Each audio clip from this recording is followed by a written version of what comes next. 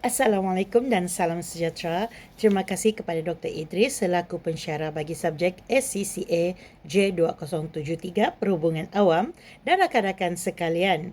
Hari ini kumpulan kami akan membentangkan projek di bawah tajuk Pendidikan Hijau dalam Masa Depan untuk Masa Depan Lestari, Peranan Pendidikan dan Komunikasi Strategik dalam menangani perubahan iklim.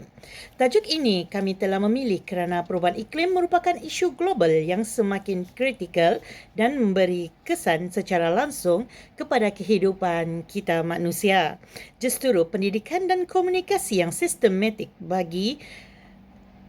sangat diperlukan bagi meningkatkan kesedaran masyarakat dan menggerakkan tindakan bersama.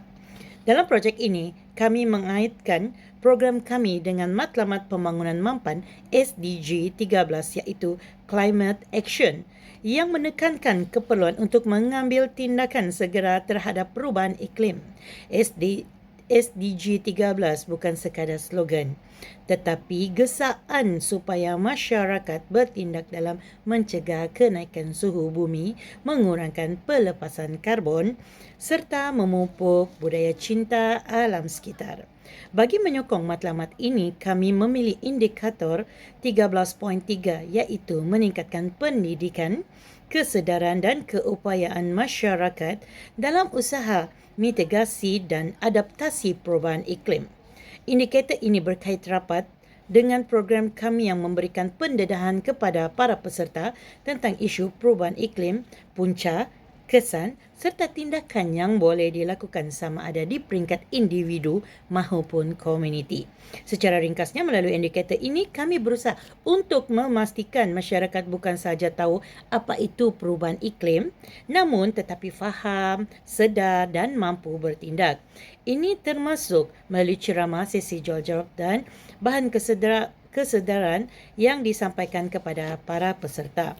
Program ini menjadi platform kecil kepada kami untuk menyumbang ke arah kelestarian bumi yang mana bermula daripada pendidikan kemudian diterjemahkan dalam tindakan.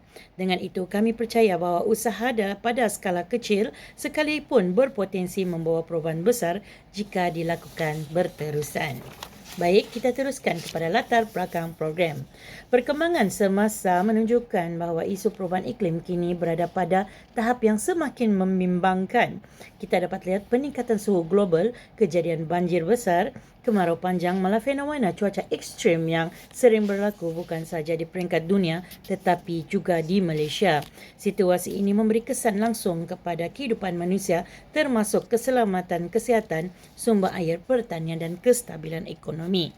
Walaupun perubahan iklim sering dibincangkan, tahap pemahaman masyarakat terhadap punca dan cara menangani masih terlalu rendah. Ramai sedar cuaca berubah tetapi kurang memahami bagaimana aktiviti manusia seperti pembalakan, penggunaan tenaga berlebihan dan pembuangan sisa plastik menyumbang kepada pemanasan global. Di sinilah wujud jurang di antara pengetahuan dan tindakan. Atas faktor inilah program ini kami laksanakan sebagai usaha kami bagi mendidik dan memberi pendedahan mengenai perubahan iklim dengan cara yang lebih mudah dan difahami. Kami mahu peserta bukan sekadar tahu apa itu perubahan iklim tetapi faham hubung kaitnya dengan tingkah laku harian manusia. Dengan perubahan yang betul, barulah kita dapat membentuk pemikiran kritikal dan akhirnya melahirkan tindakan lestari. Pendidikan mampu menjadi pemakin kepada perubahan. Apabila seseorang memahami kesan dan implikasi perubahan iklim, mereka akan lebih cenderung mengambil langkah kecil seperti mengurangkan penggunaan plastik, menjimatkan tenaga dan menyokong usaha pemulihan alam sekitar. Oleh itu, program ini bukan sekadar hanya bertujuan menyampaikan maklumat tetapi membentuk kesedaran dan tanggungjawab kolektif. Secara ringkasnya, latar belakang program ini menekankan bahawa perubahan iklim perlu ditangani melalui pendidikan kerana pendidikan adalah asas untuk membentuk sikap, kesedaran dan tindakan dalam membina masa depan hijau yang lebih lestari. Okey, baiklah, kita beralih kepada objektif program. Secara keseluruhannya, program pendidikan hijau untuk masa depan lestari dirangka dengan 4 objektif utama iaitu meningkatkan kefahaman peserta mengenai perubahan iklim. Ini kerana sebelum tindakan dapat diambil, seseorang perlu memahami isu tersebut dari sudut punca, kesan serta kaitannya dengan kehidupan seharian. Melalui ceramah dan bahan penyampaian, peserta dapat didedahkan kepada relatif perubahan iklim dan bagaimana ia berlaku akibat aktiviti manusia. Objektif kedua adalah mendedahkan peserta mengenai konsep Global Citizenship Education GCE dengan Education for Sustainable Development ESD. Kedua-dua konsep ini sangat penting dalam pembentukan generasi yang lebih bertanggungjawab berkesan. Melalui pemahaman GCE dan ESD, peserta dapat melihat perubahan iklim bukan hanya isu negara, tetapi isu global yang memerlukan kerjasama semua pihak. Pendidikan ini membantu membentuk nilai literasi kelestarian dalam diri peserta. Bagi objektif ketiga pula, program ini adalah untuk membentuk sikap dan tindakan hijau dalam kehidupan seharian kita. Perubahan tidak semestinya bermula dengan tindakan besar, tetapi boleh dimulakan dengan amalan yang kecil seperti mengurangkan plastik sekali guna, menjimatkan air dan tenaga serta menyertai aktiviti alam sekitar. Melalui program ini, peserta digalakkan untuk mengaplikasikan tindakan hijau yang bersesuaian dengan rutin harian mereka. Okey, yang terakhir, objektif keempat adalah menggalakkan komunikasi dua hala melalui sesi soal jawab dan interaksi. Kami percaya komunikasi yang efektif bukan hanya berlaku secara sehala, tetapi memerlukan penyertaan aktif daripada peserta. Dengan adanya pertanyaan, perkongsian idea dan sesi soal jawab, mesej program menjadi lebih jelas, mudah difahami dan mendalam. Pendekatan interaktif ini juga menjadikan program lebih hidup dan memberi ruang kepada peserta untuk bersuara. Secara ringkasnya, keempat-empat objektif ini tidak hanya memberi pengetahuan tetapi turut membentuk sikap, nilai dan tindakan ke arah kelestarian. Harapan kami agar setiap peserta bukan hanya dapat menerima ilmu tetapi mampu meneruskan usaha hijau dalam kehidupan dan komuniti masing-masing. Okey, baiklah, kita teruskan kepada bahagian khalayak sasaran program. Program ini disasarkan kepada 3 kumpulan utama. Yang pertama ialah pelajar sekolah dan universiti. Golongan ini merupakan sasaran yang paling strategik kerana mereka adalah generasi pelapis masa hadapan. Dengan memberikan pendedahan awal mengenai isu perubahan iklim, mereka dapat membina kesedaran dan nilai kelestarian sejak muda. Lebih penting, mereka dapat menjadi ejen penyebaran maklumat kepada rakan dan komuniti sekeliling. Sasaran kedua adalah guru, pensyarah dan juga pendidik. Golongan pendidik merupakan perantara penting dalam menyampaikan maklumat dan mempengaruhi pemikiran pelajar. Okay. Dengan memberi kepahaman kepada pendidik, program ini membantu memperluas impak secara lebih besar kerana pendidik akan terus menyampaikan ilmu kepada generasi seterusnya. Secara tidak langsung, kesedaran mengenai perubahan iklim dapat berkembang dalam lingkungan pendidikan. Seterusnya ialah orang awam yang berminat dengan isu kelestarian dan alam sekitar. Mereka mungkin bukan dalam bidang pendidikan, tetapi minat dan keprihatinan mereka menjadi penggerak kepada tindakan hijau di peringkat komuniti. Okay. Dengan keterlibatan masyarakat umum, mesej program bukan hanya terhenti pada peserta tetapi tersebar kepada keluarga, jiran dan masyarakat yang lebih luas. Secara keseluruhannya, pemilihan khalayak sasaran ini bukan secara rawak tetapi dibuat secara strategik berdasarkan potensi penyebaran ilmu. Pelajar dan pendidik adalah nukleus utama dalam pendidikan kelestarian. manakala masyarakat umum pula memperkukuh dan menyokong tindakan hijau di luar institusi. Okey.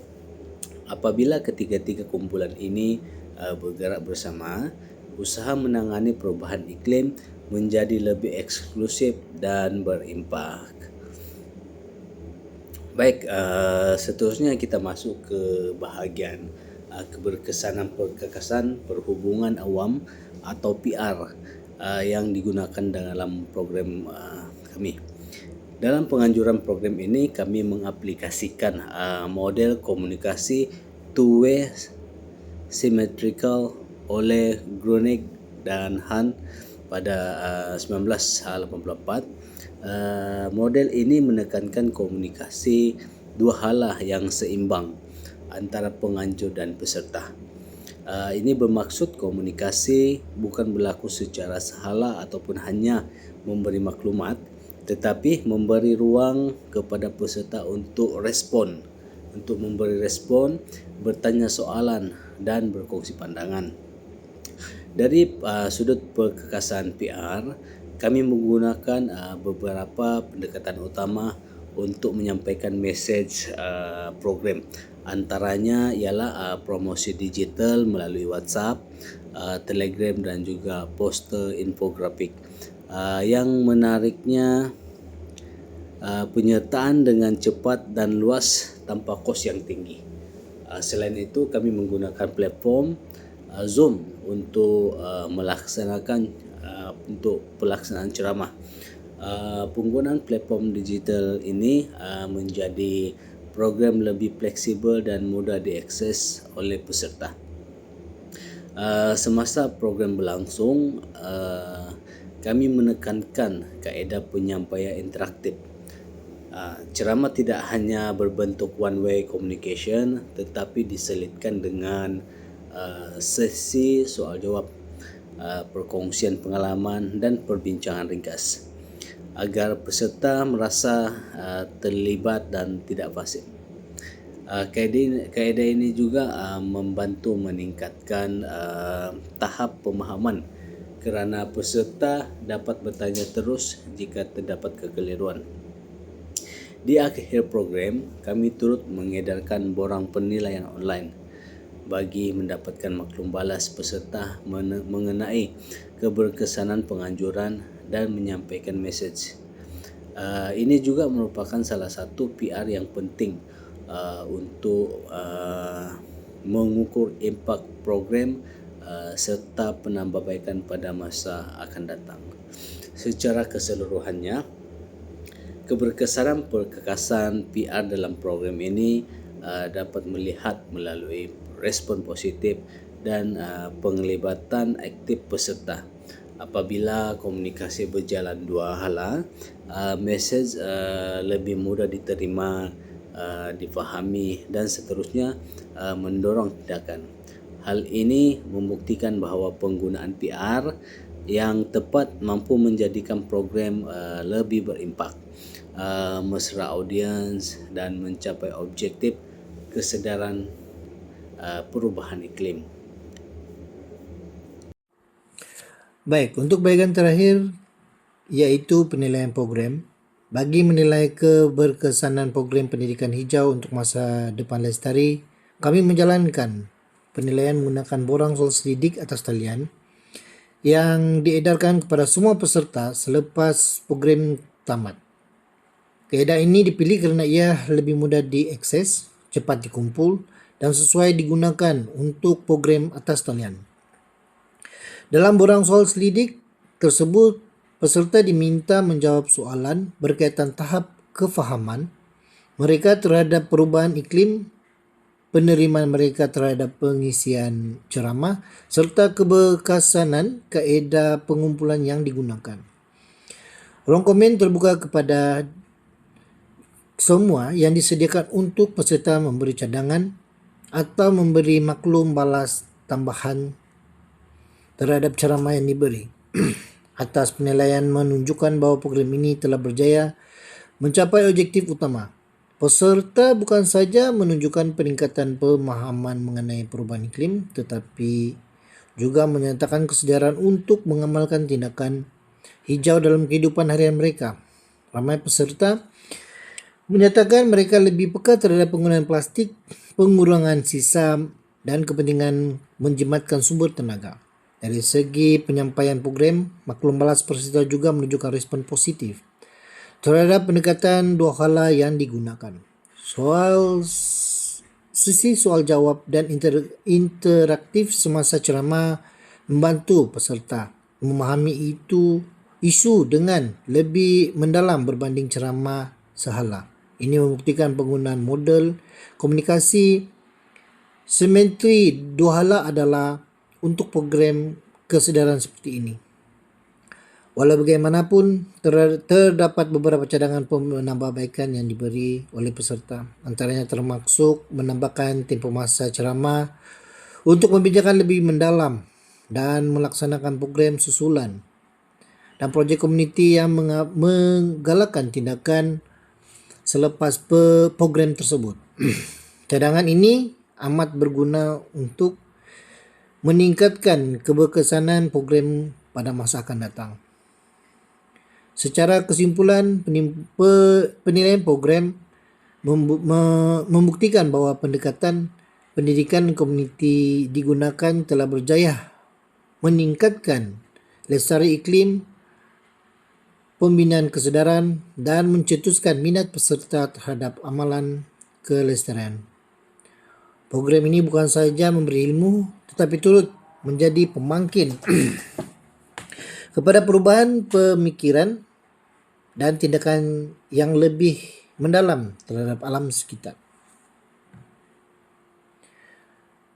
Baik, sebagai penutup pembincangan kami pada hari ini, dapat kami simpulkan bahawa pendidikan merupakan elemen penting dalam membentuk cara berfikir dan bertindak terhadap isu perubahan iklim.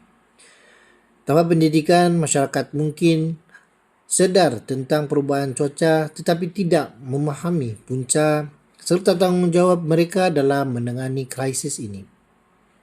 Pengguna komunikasi perhubungan awam strategik mula menjadi penyampai mesej lebih efektif melalui komunikasi dan dua hala seperti sesi soal jawab serta interaksi peserta.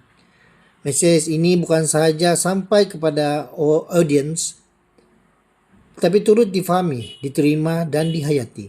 Ini membuktikan bahawa pendekatan PR bukan sekadar menyampai maklumat tetapi menghubungkan peserta dengan isu dan konteks lebih dekat dan lebih realistik.